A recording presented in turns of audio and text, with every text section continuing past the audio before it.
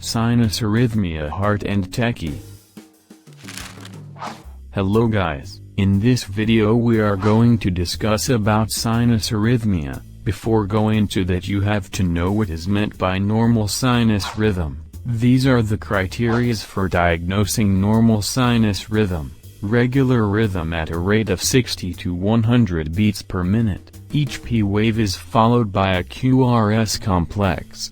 For sinus rhythm, P wave will be upright in leads 2-3 AVF and lead 1 and AVL, negative in AVR and biphasic in V1. Why P wave have different morphology in different leads?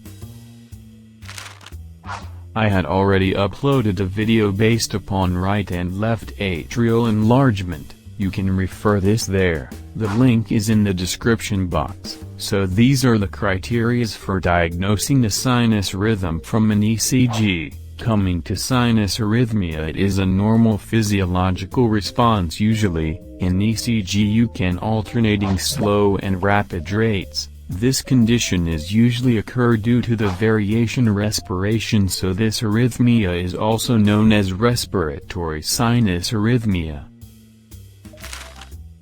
Rate will be faster in end of inspiration and slower will be end of expiration. This mechanism is mediated by vagus nerve from receptors in the lungs. How you can diagnose it from an ECG? This is an example for sinus arrhythmia. You can see here PP interval is varying because of changes in respiration, but other components in ECG are normal because the conduction is occurring normally. There is no any disturbance in conduction through conduction system.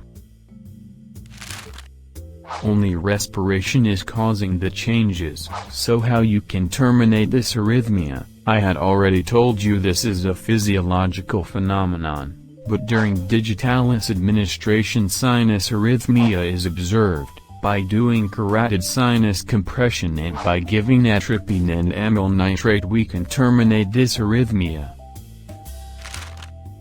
Okay guys, these are the key points in diagnosing sinus arrhythmia. If you liked my channel, please do like, share and subscribe. Stay tuned. Thank you.